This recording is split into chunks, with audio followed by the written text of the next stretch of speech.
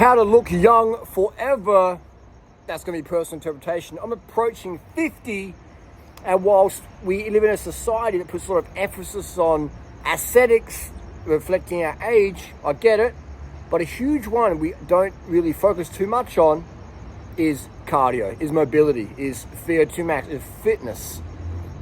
So a lot of people might say, Harley, you look 50 going on 80, or whatever some people might say, or whatever. Everyone has their own interpretation.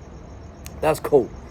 But what is important to me in quality of life is my mobility and fitness, having energy, right? Most of the people I hang out with, my peer group that I spend most of my time with, is aged between 18 to 25, all right? 26 when Natasha's 22. It's quite a young age group, all right? So I'm like daddy, grandpa compared to the people I hang around, and that is, the people I hang around are into fitness, okay? And people my age, there is definitely, I've got a couple of, people in my circle arrive with them occasionally, but my closest group is very small, and they are quite young, all right? 18 to 25, 26, okay? So that's very unique. That's someone my age, okay? And the main reason that is because of my supreme cardio fitness, VO2 max, okay? And that is something I'm focusing back on again. I had an injury 4 years ago, I had a spinal situation, dumped on my head beyond my control. But it's taught me a lot about spinal health. But things are getting better, or I should say staying as is, but it seems like I can ride the bike again, and I can run again. So we'll start to increase the mileage over time, but it just feels so good to be fit. Like today, we're walking down the street, me and Natasha, I'm about to meet her again, and I was coming over a quick piss, but there was this lady on a bike. She rode past us, right? And her seat was really too high. And Natasha's like, oh, look at that girl's seat, it's too high. And she was, I was like, I'm going to catch her at the next lights. So I'm sprinting down the street to catch this lady. Actually, I wasn't sprinting, I was doing like marathon pace. But it just felt really, really just effortless. I just decided that I can just go run down the street to tell a person their seat height's probably about 2 centimeters too high. You know what I mean? And I'm not a bike expert, but we could quickly tell that seat was way too high. And your seat being too high is going to give you a lot of friction and pain on your contact points of your saddle area. So I just wanted to, and I told her, I think your seat's too high, about 2 centimeters too high. She's like, yep, thanks, it's okay. I was like, okay, cool. But I had to get off my chest. I had to tell them, because I love when people tell me my seat height's wrong. And I was like, oh, really? And I'd investigate it, But anyway, just the fact that I could just run down the street, okay, at 4-minute K pace, and that felt effortless, because that's my marathon pace, And I thought, wow, I'm doing a 4-minute K pace, and I could do this another 42 kilometers if I was trained up for it. So that's just the reality. It feels so good to be fit, It just, and we live in such a sedentary society where 18-year-olds are old. Like I walk past the average teenager, 18-year-old, 19, 20-year-old male, and I could flog them, absolutely flog them in a run, okay? And that doesn't make me like, God or whatever. I'm just saying it feels good to be approaching 50, and I would flog my 18-year-old self, okay? In every aspect, strength and cardio, not just cardio, but So, but anyway, cardio is so important because that's your energy. Being strong is important, obviously, but not as important as cardio, okay? Because humans, and when you think about the strength athletes out there, strength's great, it's good, but the feeling of supreme cardio is way more addictive. It feels way better than being supremely strong. And the whole strengths world, that is fueled by steroids, right? You think, like, name me a fitness influencer down there in the comment section who's not on steroids. Like, there is zero, okay? And so this fitness world is more aesthetics versus performance. Cardio is more performance, but that fitness world, it's not even fitness, we should call it aesthetics industry. That's what it is. That's fine. But these people the fake natives are motivated by purely aesthetics, okay? None of them are, not none of it, but, most of them are performance-based. They're just aesthetic space. That's okay. Their performances are aesthetics. That's cool. We live in we're all humans like that. I get it. But anyway, I just want to give a little bit note. People are focusing on their looks a lot, and cool. I get it. We all focus on that, but don't miss out on cardio, bro. Cardio feels amazing.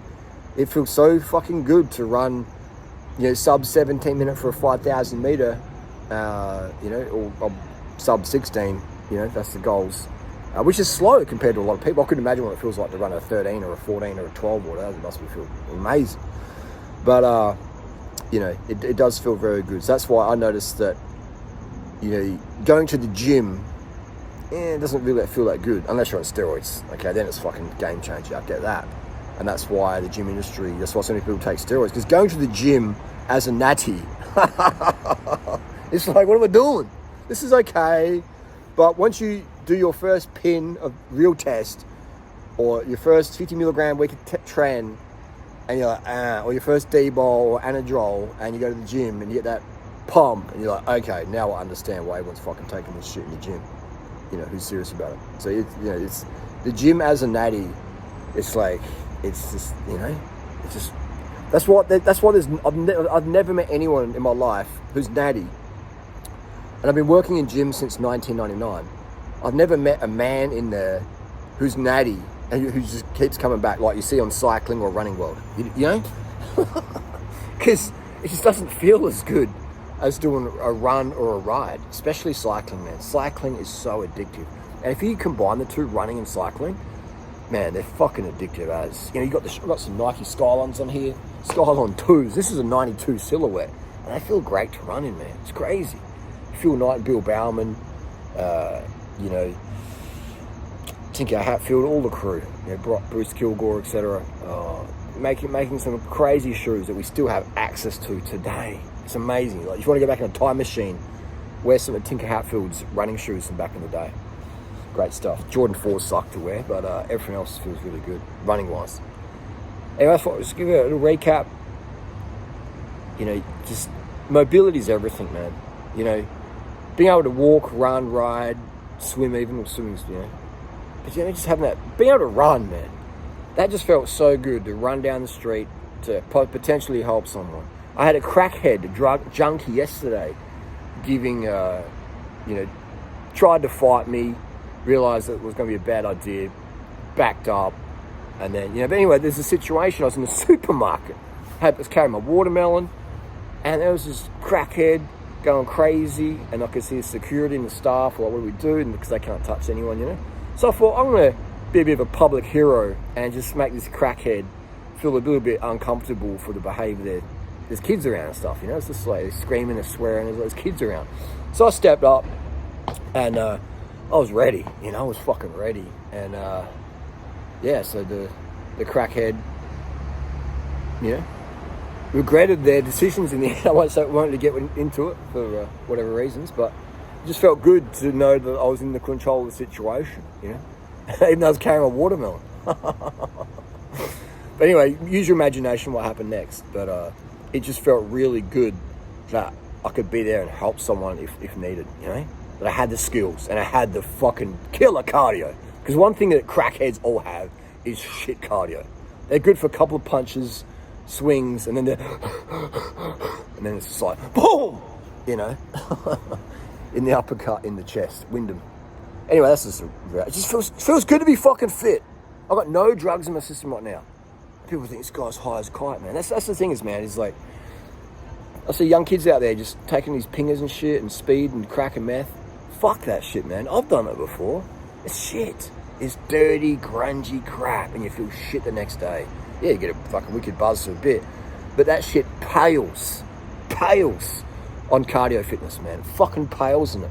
And I used to take that stuff, and I'd be like, man, how can I get this feeling naturally about the come down and all the fucking side effects and this dirty shit that I put in my body?